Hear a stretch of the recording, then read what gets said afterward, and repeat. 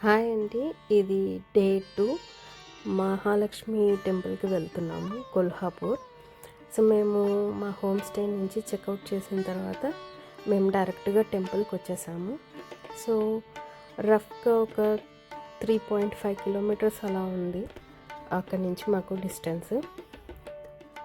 So, ఆలయం దగ్గర రాగానే మీరు ఇలాగా చూస్తున్నారు కదా! ఇప్పుడు అటు సైడ్ ఇటు సైడు కొన్ని ఫ్రూట్స్ తర్వాత మనం ఏమన్నా కొనుక్కోవాలన్నా సో మొత్తం సందడి సందడిగా ఉంది వాతావరణము. సో ఈ ఆలయాన్ని అంబాబాయ్ ఆలయం అని కూడా అంటారంటండి. సో ఇది మనకు ప్రముఖ శక్తి క్షేత్రాల్లో ఇది ఒకటి. చాలామంది భక్తులు దీన్ని అష్టాదశ మహాశక్తి పీఠాల్లో ఒకటిగా భావిస్తారు. సో మీరు ఇలా నడుచుకుంటూ వస్తే అక్కడే మనకు చెప్పుల స్టాండ్ కూడా ఉంది. లేదు ఇంకా కొద్దిగా ముందు నడిచినా కూడా చెప్పుల స్టాండ్ అక్కడ కూడా పెట్టుకోవచ్చు. బట్ మోస్ట్లీ ఏంటంటే ఇక్కడ పెడితే ఈ స్టాండ్ దగ్గర సేఫ్ అనమాట. సో అలా నడుచుకుంటూ వెళ్తూ ఉంటే మీకు ఆలయం మెయిన్ గోపురం కనిపిస్తుంది. అసలు ఆలయం బయట నుంచి ఎంత అద్భుతంగా కనిపిస్తుందంటే అది చాలా ఓల్డ్ టెంపుల్ అని మనకు తెలిసిపోతుంది. ప్లస్ ఆ లోపల మనకు ఆ టెంపుల్ లోపల అండి మొత్తం బ్లాక్ కలర్ స్టోన్ తోటి మనం బెల్లూరు అలా చూసారా, సేమ్ అలాంటి స్టోనే అనమాట. ఆ స్టోన్ తోటి వాళ్ళు గోడలు తర్వాత దాని మీదనే కొన్ని శిల్పాలు వేశారు. ఆలయం నిర్మాణం అయితే చాలా బాగుంది. అసలు ఎంటర్ అవుతూనే దర్శనం లోపలికి వెళ్తూనే ఒక పెద్ద ద్వారం ఉందన్నమాట. ఆ ద్వారం కానీ ఆ వాతావరణం కానీ అంతా చాలా బాగుంది. అసలు వన్స్ ఒకసారి ఆ టెంపుల్లోకి అడుగు పెట్టిన తర్వాత ఒక మంచి ప్రశాంతమైన వాతావరణం కనిపించిందండి. ఇక్కడ టికెట్ సిస్టమ్ అసలు ఏమీ లేదు. సో ఎవరైనా సరే క్యూలో నిల్చోవాల్సిందే, అమ్మవారిని దర్శనం చేసుకోవాల్సిందే.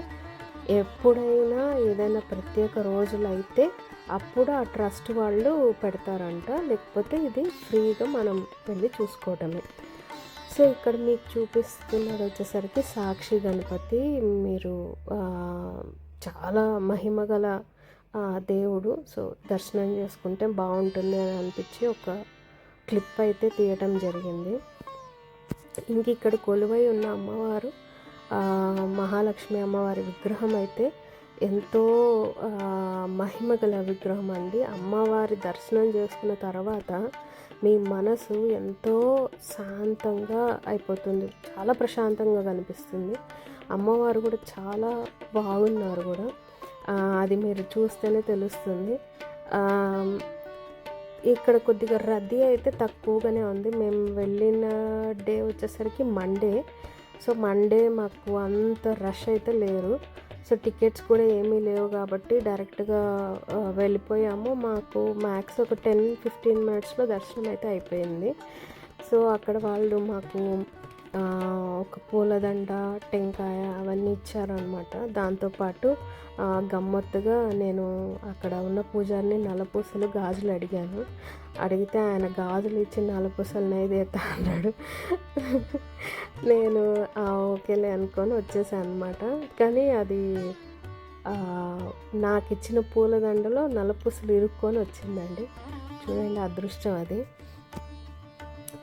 సో ఇక్కడ మీరు చూస్తున్నారు కదా కట్టడాలు, ప్రతి ఒక్క కట్టడము ఎంత డీటెయిల్డ్గా ఉంది అంటే అసలు చెప్పడానికి లేదు. ప్రతిదీ ఏమంటారు సిమెట్రిక్గా ఉంది. అదే అన్నిట్లో కూడా చాలా చిన్న చిన్న డీటెయిల్డ్ థింగ్స్ కూడా ఉంది. ఇక్కడ ఫోన్ అలౌ చేస్తున్నారండి. సో నేను అమ్మవారి గర్భగుడికి వెళ్ళేంత వరకు ఇక్కడ మహాకాళి అమ్మవారి ప్లేస్ ఉందన్నమాట. ఆ ప్లేస్ వరకు నేను తీయటం జరిగింది. ఇంకా తర్వాత నాకే అట్లా మూల విగ్రహాన్ని తీయకూడదని ఫోన్ లోపల పెట్టేశాను. సో ఇక్కడ మీరు చూసినట్లయితే టీవీలో సేమ్ బయట మనకు తుల్జాపూర్ భవానీ టెంపుల్లో ఎలా అయితే చూపిస్తున్నారో సేమ్ అలానే ఇక్కడ కూడా టీవీలో లైవ్గా చూపిస్తారనమాట టెంపుల్లో ఏం జరుగుతుంది అనేది. సో నాకు అయితే ఇది వండర్ఫుల్ ఎక్స్పీరియన్స్. చాలా బాగా నచ్చింది మాకు ఎక్స్పీరియన్స్. అండ్ మోర్ ఓవర్ ఆ అమ్మవారిని చూసొచ్చిన తర్వాత మటుకు మనసు చాలా ప్రశాంతంగా ఉంది. ఎవరైనా వెళ్ళాలనుకుంటే ప్లాన్ చేస్తారు. చాలా మంచి మహిమ గల టెంపుల్ అండి.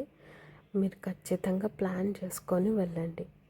ఇప్పటి వరకు ఓపిక్గా నా వీడియో చూసినందుకు చాలా థ్యాంక్ యూ. నచ్చితే లైక్ చేయండి, షేర్ చేయండి అండ్ సబ్స్క్రైబ్ చేసుకోండి. Thank you so much.